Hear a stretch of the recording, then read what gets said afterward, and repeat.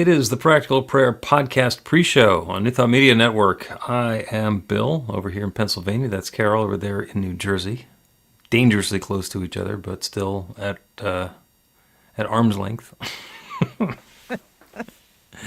we're going to record another episode of the Practical Prayer Podcast here in a couple of minutes. But in the meantime, we are inviting the folks who are listening and watching along on New Thought Media Network. Get Mr. Microphone to stop hitting me in the head there. To participate along however you would like. If you are watching live, you are more than welcome to put some comments into the chat. We will answer questions, address comments, perhaps angle ourselves to a prayer request that you come up with that's in there.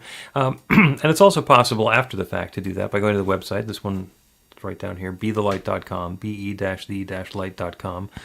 which is the home of all things practical prayer. And there's a podcast section on there with a button where you can do the same sort of thing and make a comment. And we'd be delighted to hear from you. In the meantime, we got a podcast episode.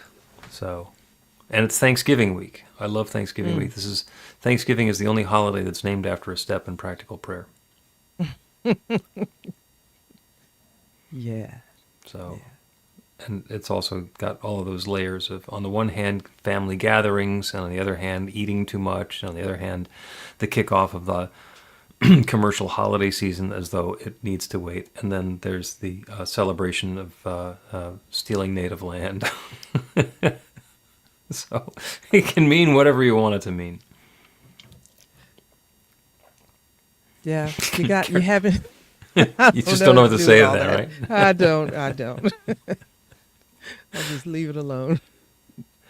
So, I will tell you, I was talking to a friend today, actually one of my old practitioner students, who says he loves listening to the podcast because he grew up Catholic, and you keep asking questions that he would have asked, and that he's either had answered or repressed. So congratulations. Yeah, I have a knack for that, so. Well, I reminded him of a little of your background. He says, yeah, I can see why she's still got questions 175 episodes in. Yeah. So I am grateful for that. It takes some time to undo stuff. Yes, yeah. And even just to remind ourselves of how simple it is. Okay, so you're going to say more about that? No. I mean, I have pointed out to you that if I were doing this podcast series with somebody else who was in New Thought, we would have a dozen episodes and we'd run out of stuff to talk about. Because from inside this New Thought bubble, it's like everything is kind of self-contained. But having you here to bring in other perspectives, like they keep on diving into that belief in duality of God outside of us, asking for favors instead of claiming our truth, and all the rest of the things, they all weave together and give us plenty of topics. Yeah, all into out there, because as you were talking about it, I was thinking about how I navigate through this, and it to me, it's a natural thing for me because I just integrate stuff always. I just weave, and I did that. That's just what I do. But it's not easy, I don't think. But I think I find it easier because that's what I do. Right. But I'll leave it at that. That's what I do. Okay, I know what I'm trying to say, but the words are getting away from me right now. I just think that it's not always that easy. No, people who've been watching this for a while know what you're talking about, even if you're not putting it into words the way that you want to for right now. Yeah. Okay. But the topic today is wealth, prosperity, and abundance, which are not synonyms. And let's dive into the episode. And if the tree guys don't show up, then by the time we finish the recording, then there will be no interruptions. And if there is, then we'll figure it out along the way. So Here we go. A practical prayer is a prayer that works. These discussions between Reverend Bill Marchiony and Carol Lawrence dive into the details of how it works and how to work it. Reverend Bill is a New Thought minister and the author of Practical Prayer for Real Results. Your new life begins with a new thought.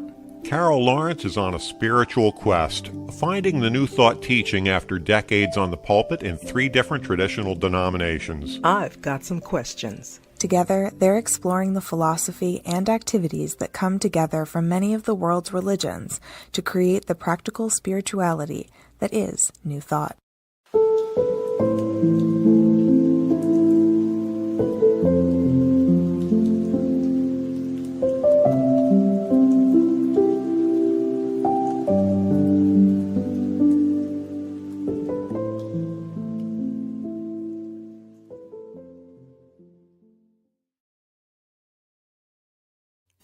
Welcome to the Practical Prayer Podcast. I'm Carol, here with Reverend Dr. Bill Marchiony.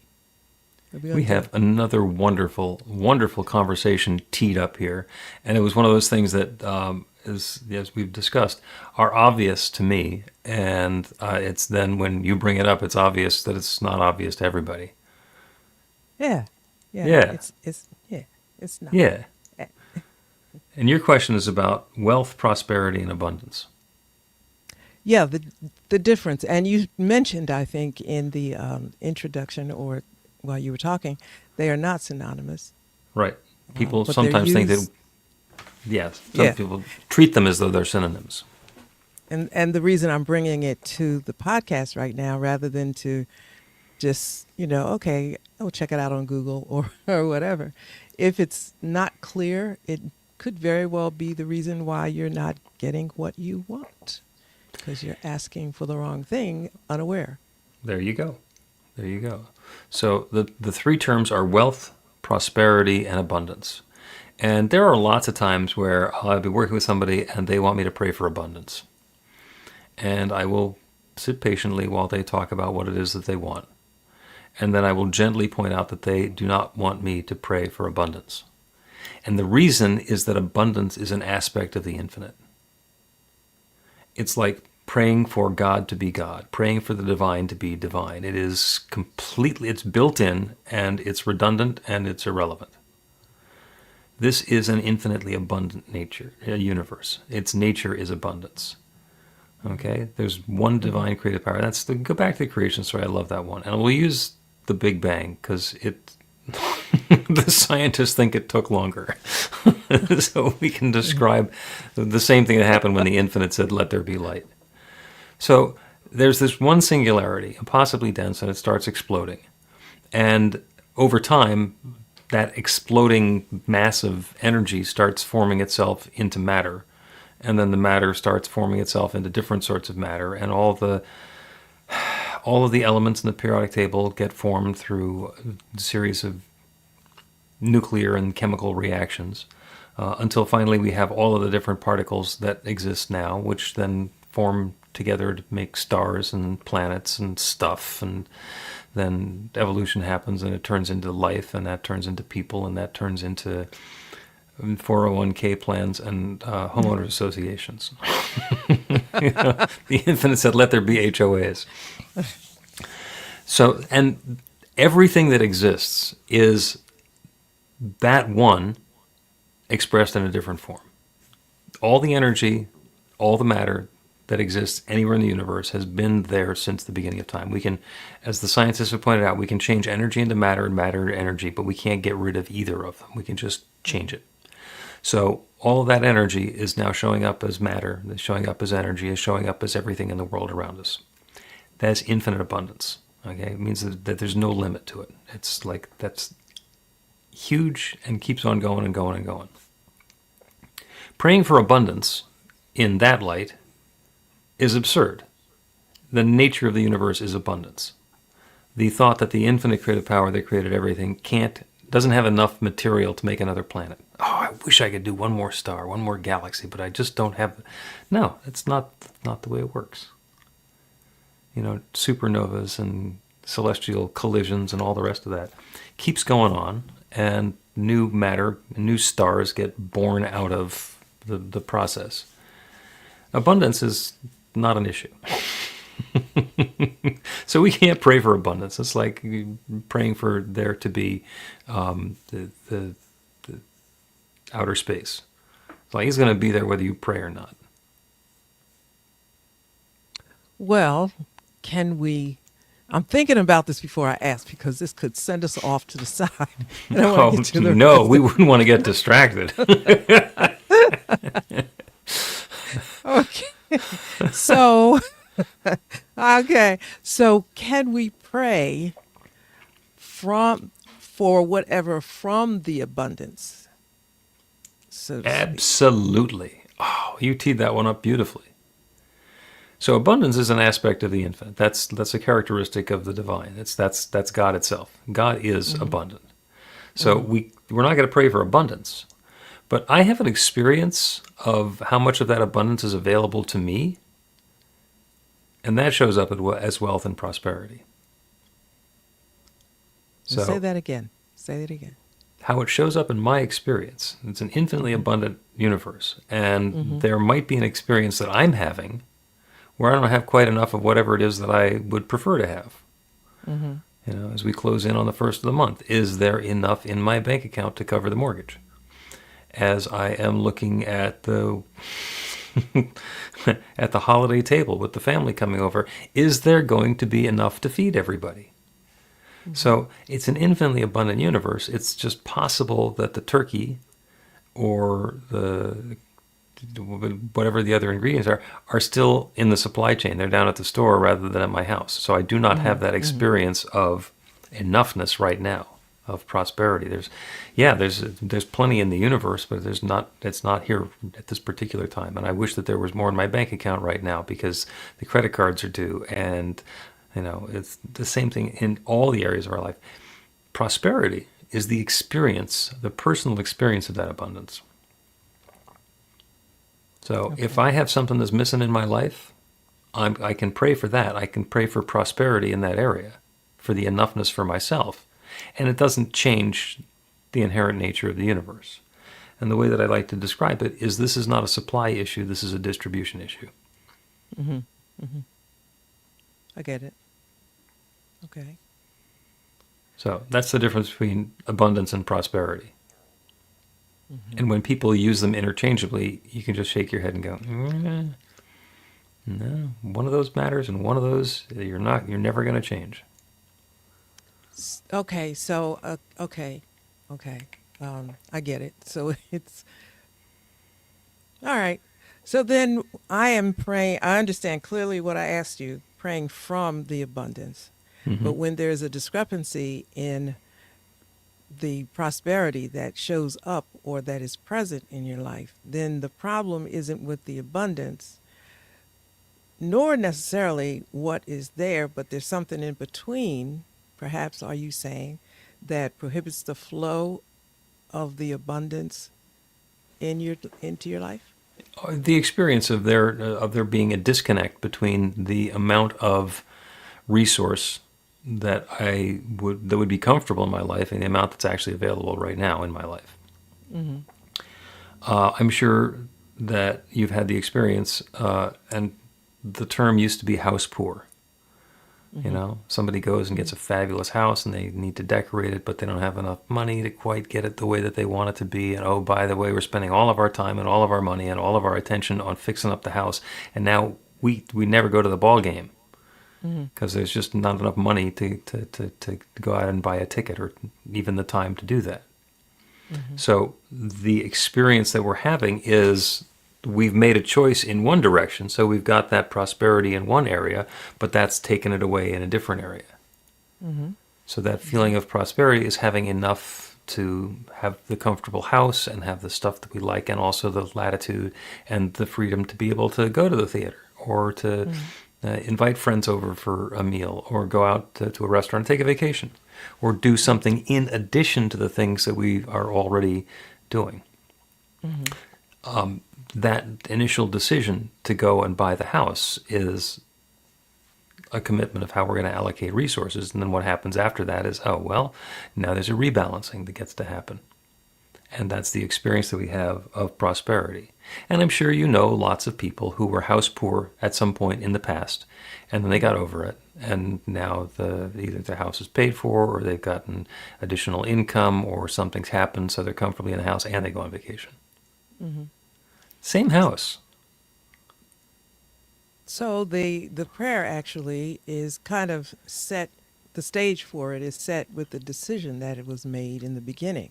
Yeah. To kind of. This is a crazy question. Okay, so Go for it. I love crazy questions. so you should. I mean, in turn, forget the word should, but should, in terms of budgeting, you make the decision. What is this house going to require? Right? Am I Right. going to be house poor with this house? But I really, really want it, so I'll get it because I can. And then Yeah. I'll pray myself out of house poor. Or pray that I will get more. Speak on that. We never know what's going to happen next. I mean, there were a bunch of people who, before the housing bubble burst in 2008, got themselves a very nice, comfortable house. And there was every reason to believe that they would do just fine in that house, and they would grow into it, and they would be able to sell it at a profit and move into a different house, and the market would continue going up, and everybody was going to be happy, and there's prosperity for all. And then that didn't happen. And there were a bunch of people who were saddled with houses that suddenly were not worth what they paid for them. And they were spending all of their income to stay in a house that was never going to get paid off. And it all turned upside down, and it was a huge loss of prosperity. P.S. Observation on abundance, the houses are still there. They just belong to other people now. Yeah. So then it's up to us to be intelligent about our choices. Absolutely. Okay. To be pragmatic and practical and intentional about our choices. And we don't need to figure it out all on our own because, see back to part number 1 about abundance, the infinite nature of the universe. All the intelligence that exists anywhere is the divine intelligence expressed individually. So if there's something for me to know, I can open up and invite the infinite to make a suggestion to me. And you've had the experience that somebody offers you a job and it's got all the right specifications and this should be perfect for me, and something says, don't do it, don't Right. do it, don't do it. And then one of two things happens. You tell the still small voice to shut up and you take the job and it's awful. Or you say, I'm not doing this now, and suddenly a fabulous offer shows up almost instantaneously that's 10 times as good as you could have imagined, and you're not already committed to something else. We've all had that experience. Also second-guessing ourselves, well, I don't think that this could possibly be right for me. This seems like it's all good, but I'm figuring it out now, so I can have exactly the same thing but work from home. And we say no, and 6 months later we're still looking for a job. Allowing the infinite to make the suggestion and then listening to it and following the guidance can be huge. And I'm an advocate of, just be slow. Take your time. It's very hard. It's very difficult when you want something, and maybe all around you, you see it happening for other people. It doesn't even have to be happening for a whole lot of other people. You just see it like a couple of times, and I can do this. And I think, and I'm going to say it just the way that I'm able to say it, the only way I know to say it, to me, the universe works in order. It doesn't do crazy. I mean, there's magical moments, I think, surely. It's not capricious. It's not like it like entices you into one thing and then it pulls the rug out from under you. It's Yeah. pretty consistent. It's pretty consistent. So I think about doing, let's say this. I have big dreams. I don't know how to get there, and I know that it's going to require this, this, and this, beyond which I can figure out how to do myself or get myself or whatever. And so I sit and I say, okay, I know this idea is divine.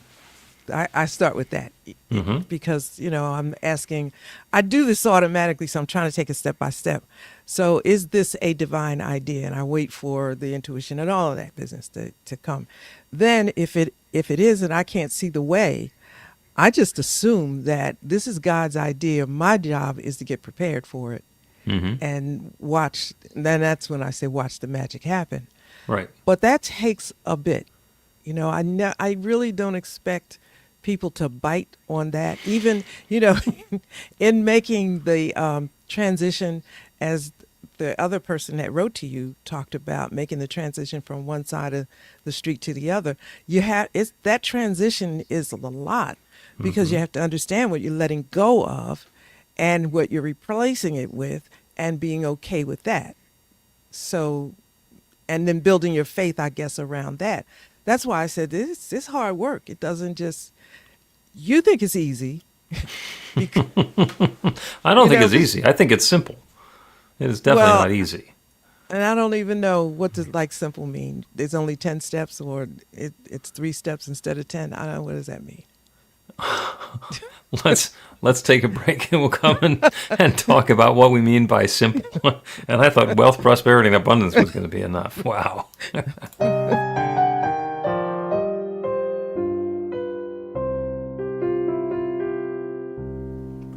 Are you ready to get results? Now, that's not a rhetorical question. Are you ready to get results? RUR2GR. That's actually the abbreviation for the steps in a practical prayer. Recognition, unification, realization, gratitude, and release, with a couple of extra steps in there in case some doubt creeps in along the way. RUR2GR.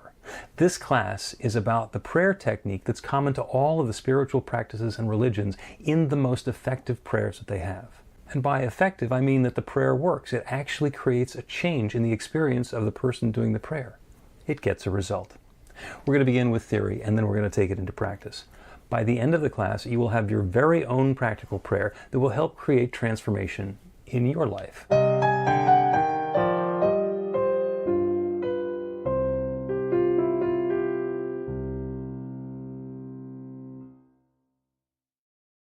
Welcome back to the Practical Prayer Podcast. I'm Carol, here with Reverend Dr. Bill Marchiony. Now listen, we got to make sure we stay on this prosperity abundance, even though I might have shifted us out for a minute.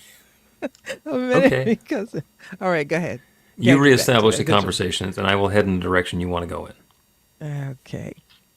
All right. So I can't do that. I was following I was following the pattern that we were, the road that we were going in. We'll get back. Go ahead. We're talking about wealth, prosperity, and abundance. And what we've identified is that abundance is an aspect of the infinite. That's just the nature of the universe. We can't pray for abundance any more than we can pray for there to be a sun in the sky. There's going to be a sun. It's like we're not in control of that. And it's never going to go away. Prosperity is our personal experience of enoughness in whatever aspect of that abundance we're looking for.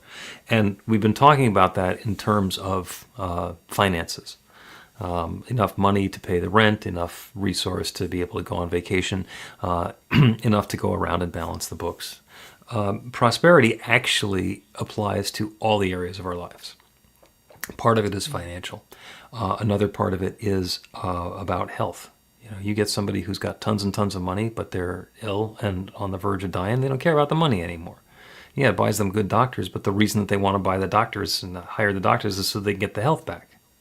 Mm-hmm. And that has to do with wellness or illness. It has to do with our physical comfort and our ability to move around.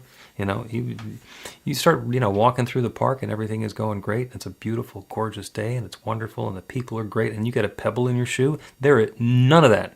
None of that is on your mind other than the pebble. Right. So prosperity is about being in the flow and having the supply of whatever it is around us. It's the same thing with love. Somebody's got tons and tons of money, but no friends and no romance and they're not feeling any love in their life. The money becomes much, much less consequential. That's where the phrase money can't buy happiness comes from. Make a nice down payment, okay? Keep us entertained while we're looking for the happiness or the love. The other one is the creativity, the way that we share our gifts with the world. If we're sitting there feeling backed up and stymied and not able to do anything valuable, then having all the money winds up being pretty empty. And we can do empty things with the money. Yes, it is much more entertaining to feel empty with a lot of money than to feel empty without any money. Mm-hmm. But the answer is not money. The experience, one of the exercises that I do in class is I say, who wants to be rich? And everybody's hand goes up. Mm-hmm. And I say, who wants to be happy? And everybody's hand goes up. I said, if you could be rich or happy, which would you choose? And of course, being a New Thought, they say, why do I have to choose? I can have it all. And I said, for this exercise, you have to choose. And they all choose happiness. Because if you can be happy without money, or if you can be rich without being happy, I mean, who'd buy unhappiness? Right. Right. So that's where the prosperity comes in. The prosperity is having enough of whatever it is that's going to be uplifting and fulfilling us. Mm-hmm. And I think it's important to spend some time on that. I mean, not necessarily in this podcast, but in making that a part of the understanding of this journey, to take your time and understand what you're asking for. The prosperity isn't just one thing, but what flavor of prosperity are you looking for right now? Mm-hmm. And it doesn't mean, I don't think it negates anything else, but you use the word enoughness. And I think that's really a sobering idea or a sobering thought. What is enoughness? Like, what do I need right now to make me feel okay? And it doesn't mean that more won't come. It doesn't mean that. To me, it doesn't mean that. If you want $1 million, is it okay that it comes 250,000 at a time? Yeah. It's enoughness, and that gives us time for gratitude, on the journey. As we have enough, we're grateful for enough, and then there's always going to be enough. Right. Yeah. And it brings in notions of balance as well. Mm-hmm. So there's somebody who's living in an apartment where they're paying $1,000 a month rent, and it's fine, and they've got well more than enough of an income to support that, and they got some money put in the bank, and so they get themselves a house with a mortgage that's $5,000 a month, and suddenly it's them and their house and their income and their savings, and the balance has shifted. Because it's a nicer house, but now there's something else that needs attention, which is the income or the other expenses or something different. And you can't point to any of that and say it's bad. Right. It's all good in its own way, in balance. There are people who have annual incomes and annual expenses that are far lower than mine. And there are people who have annual income and expenses that are way, way higher than mine. And the important part is not how much the annual budget is, but it's about having the expenses and the available resource be in balance, because otherwise we feel the imbalance, and that's what attracts our attention. It's like, it's practical living. As I said that, I had a flashback of something a phrase that I used that did not get me very much favor, but I had just... Let me hear it. It used to be. I used to get myself in trouble a lot. But I read this book by Marchiony, who can be very leaning toward fundamentals in a way sometimes. But he was freer than I had been. So I read into this book, and I'm reading, and I liked it because I kept thinking there is practical Christian living. There's a way that life works. And if you get in the flow of, because you're not going to fix it to work your way. So figure out how it works. And it doesn't mean you can't get what you want. You just have to use this set of rules, sort of philosophy. I'll say that way. So use it that way. And so I think that practicality is one of those things that maybe has to be clearly understood, but it's right there. You don't go from enough to way over abundance into way more than enough than you'll ever need, right? Because you don't have Emmett Fox, you don't have the mental equivalent to handle it. So if you get it, you're not going to get, Right. You're not going to be able to keep it. So I think we grow, like we can get more as we grow. Is that fair to say? Oh, yeah. And Yeah. and to me, the intention is the growth, so that there are certainly things I want, but I want to grow so that, one, I can recognize the way to it. It's just, it's practical. We've all heard stories about people who won the lotto jackpot. and their lives went to hell, and within 5 years they were declaring bankruptcy and didn't have two nickels to rub together. And what happens with a lot of jackpot in many, many, many cases is that the available resource way outgrows the consciousness of the person who is in possession of it. And that there's a huge wake-up call there. There's a huge learning curve, and there's a lot of transformation that needs to happen. You know, somebody's going through their everyday life, and they got their buddies down at the bar, and they're hanging around, and everything is fine, and suddenly they've got $500 million, and then their friends know that they have $500 million, and we're going to go down to the same bar and hang out with the same people, and why don't you pick up the check? Because you got $500 million, and there's no reason not to, so I do. And then they come down to the bar, and they're there more often, and they expect me to be there all the time, because now I'm the guy who's buying them the beers. And the relationship changed, and suddenly I don't have what I used to have, and it's like, now what? Do I keep on buying the affection of my former friends? Do I let them go and have to find out how do I live as a multimillionaire? It changes. Everything changes. So, and it's not like the money just fixed it all. It just changed it all. It changes, and I'm saying, do your homework and see what's going to happen if I get this, right? So don't laugh, but you can laugh anyway. When I thought about what I wanted, I don't know what it is yet. I'm already laughing. When I thought about a certain change that I wanted, I said, okay, what's this going to cost me? And I'm not talking about dollars and cents. What is this going to cost me? So, number one, if I get this amount of money, I am not financially astute enough to know how to work it. So I got to get the wealth advisor on speed dial.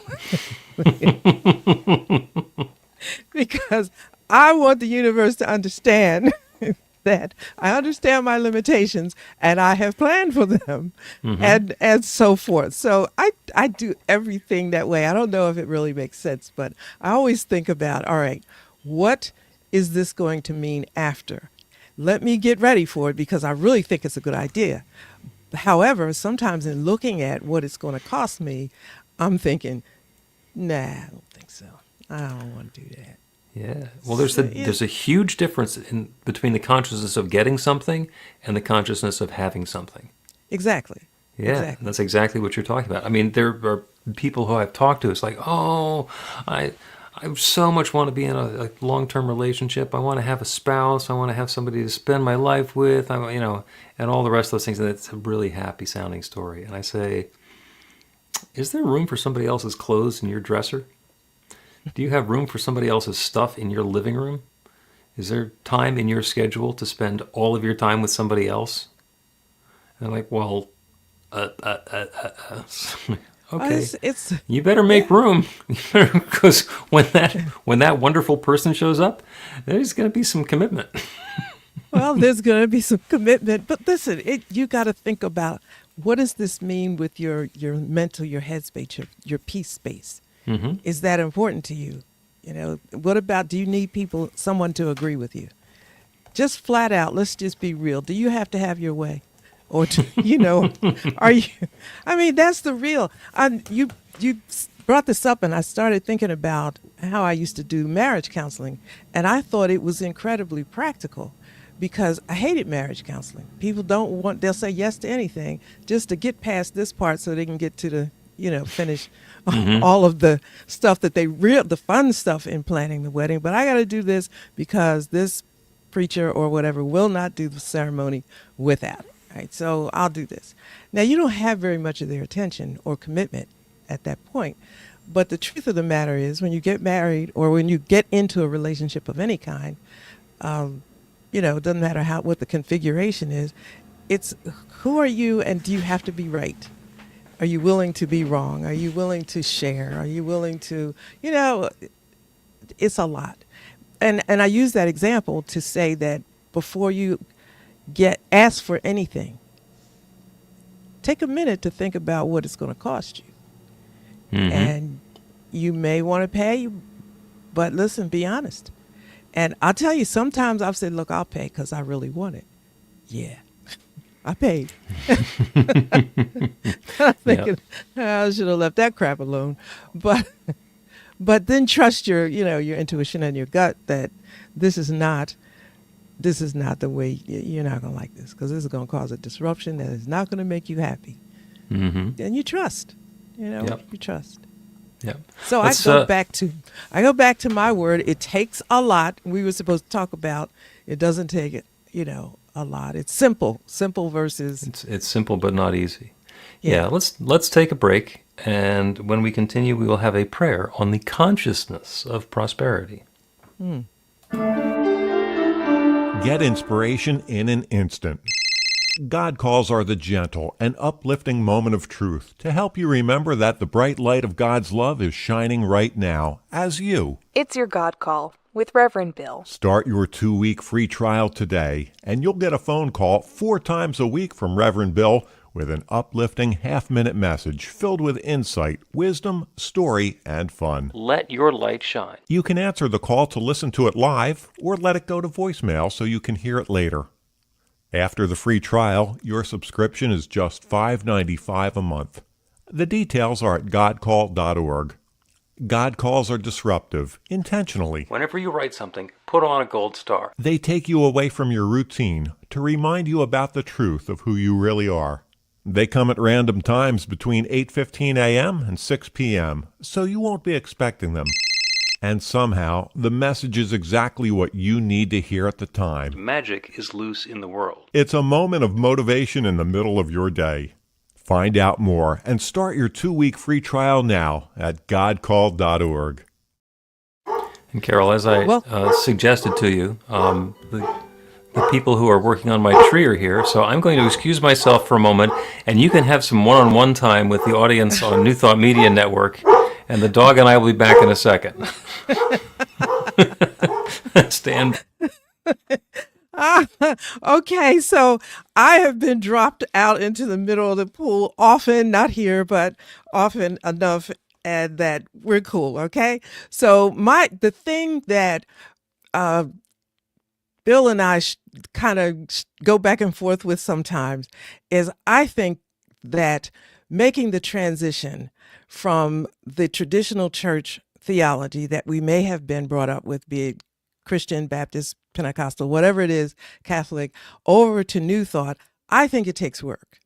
And Bill, a person who has always been in New Thought and where this stuff just kind of oozes from him because he's, I think you got to work, and he's thinking it's simple. And I'm thinking, okay, it might be simple, but to unravel one level of consciousness, one understanding, and then open yourself to another and receiving another, I think that's some heavy lifting. And it's good work. It's work that makes sense. However, you need to understand, in my opinion, you need to understand exactly what that means. So my mom used to say, don't take something from a baby and unless you're ready or you have something to immediately put in their hand to replace that which you took from them. And so Bill and I kind of push back sometimes. I'm saying you have to put something there, and it has to be something that they can chew on and see the difference and be comfortable with the change, because this is the word out there is deconstruction. And that's a strong, very aggressive kind of term, and I kind of back off of it sometimes. But that's what it really is. You're taking a theological perspective, understanding that you have been comfortable with all your life, and you're deconstructing it. You're taking out the parts of it that have caused you religious trauma and questions of all kinds. And you're saying, okay, so what do I replace that with? And is it okay? Is God cool with this? And can I make this shift and go the rest of the way? Now, some of us get to a place where we say, look, this, what I have here is not working. I'm doing this. And we make the change, or so the change may be a little bit different. The commitment to the deconstruction process may be a little different. You may have higher level of tolerance for the uphill parts of it. But I think that it is a good work because it's your work. It's going to make not just your life easier, but there's a sense of peace that comes when you are in agreement with what's going on in the universe. Like you don't have somebody over your head saying, this is how it should be, but there are things that are happening that resonate and make sense to you spiritually, which allows you to relax, be open, and accept these principles of change.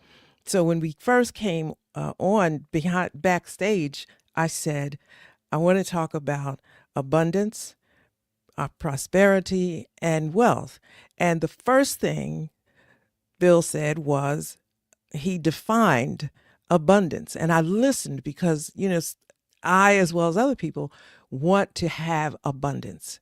But when he put a different lens on it and said that spirit or God is abundance, then I said, oh, okay, so I'm asking for what I need from the abundance. That makes sense to me because, if you've been, I don't know if we talked about this on the show, but backstage a lot of times I'll talk about the time I spend at the ocean as often as I can, have a favorite pier and all that. But so to me, the ocean is a sort of a picture of abundance. There is more there than I ever need. And everything that I do need is there. Now, I understand there's oceans all over the world, but where I am, I can see to the distance of a horizon. And I let that be enough. So I'm looking at if this vastness that I see is enough, then if that's infinite intelligence, if that's an image of infinite intelligence for me, then whatever I need is absolutely there because my vision takes me out to the point of the horizon where the sun, where the sky meets the ocean, and that is hugely a vastness. And so what I need is from that vastness. And I think of that as God, as the infinite supply, abundance, whatever it is, that's what I need right there. So I think that we have to find our way to understand this, which is not very easy to understand. I'm talking about people that are making the shift. So we find our way to understand that which has been difficult to understand. And so I go back to, or I reference one of my mentors that I just really love, and that's Neville Goddard, because I'm just getting ready to talk about Neville Goddard. You want me to go back away again? No, let me just finish this thought, okay? Okay. So I was talking about the ocean abundance and all of that, I shifted the analogy, and when you redefined abundance, you redefined it for me. I said, okay, so Neville Goddard is saying, look at that horizon, that line of the horizon, which is what I shared with the audience while you were away. There's more than you can ever imagine, and you ask from that abundance and know that it's coming to you because it's there. It's there. There's no reason why it shouldn't, except for that you don't ask. So I gave the audience the analogy about how often I go to the ocean, and I can tell you, I go there to study, read, blah, blah, blah.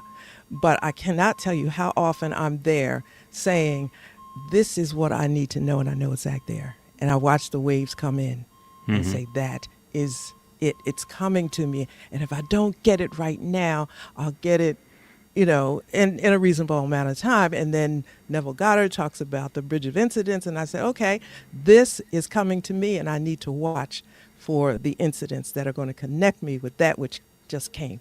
So I know we're all glad that you're back because I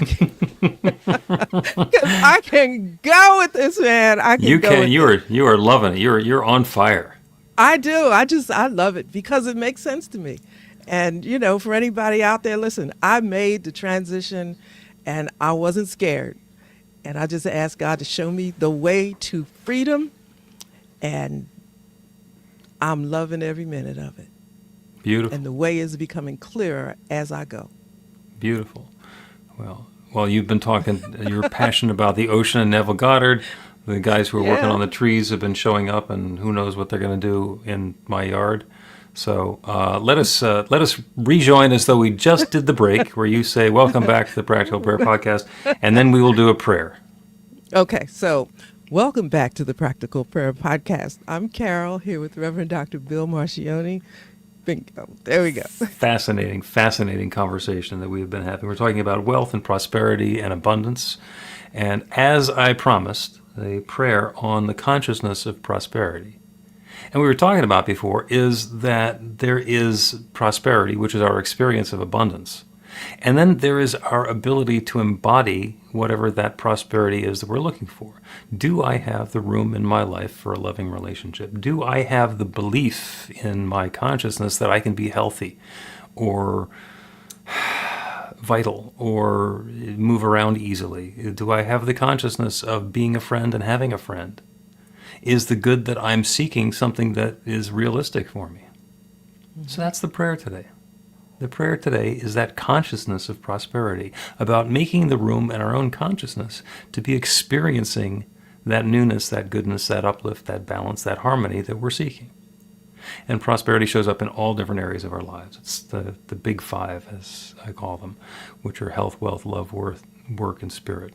Health is our experience of vitality and comfort, our physical being, and embodying all of that goodness and comfort without having things that are distracting or taking away from that. Wealth is about our finances, our financial prosperity, and it's not about having a lot of money. It's about having an adequate supply so that that's not the distraction for us. The same way that if we're not healthy, that's what has our attention, and being healthy just lets us go on and do the fun stuff that we want to do anyway. Love is about the relationships that we have. Do I have the friendship? Do I have the committed romance, whatever I am seeking in my life? Do I have the consciousness of that so that I can open up and experience that?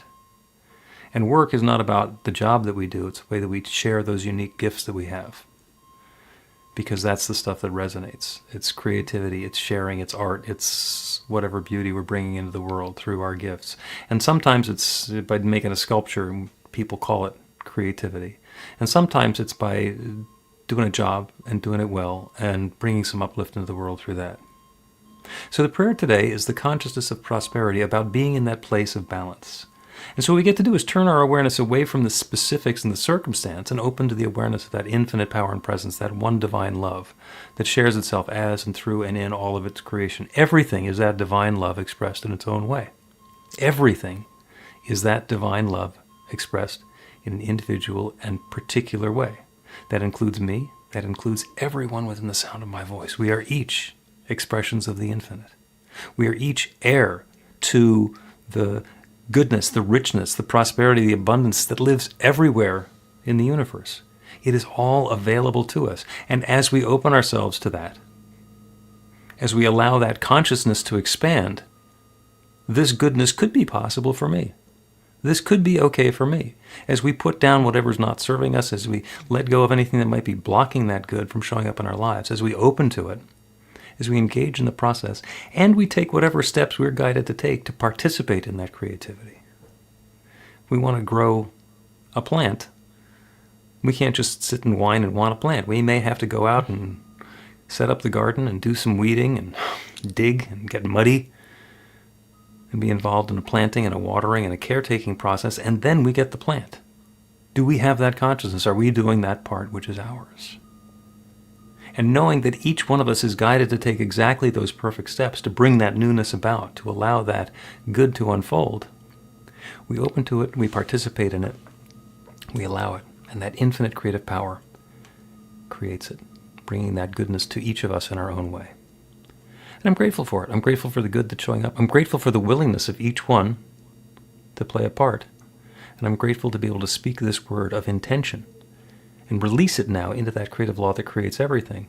And to know it is now creating this. This goodness is underway now. And so I let it be. And so it is. The Practical Prayer Podcast with Reverend Bill Marchiony and Carol Lawrence is a production of BeTheLight.com, be-the-light.com, where you can find more information about practical prayer for real results. Our theme is by Music of Wisdom.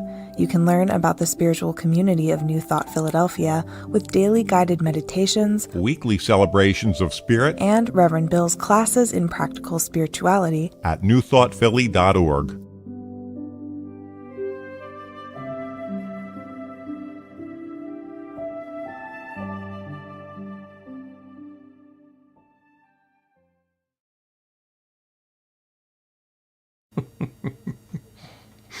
That is the Practical Prayer Podcast for the 25th of November with the tree guys in my yard getting ready to take out big parts of my oak tree.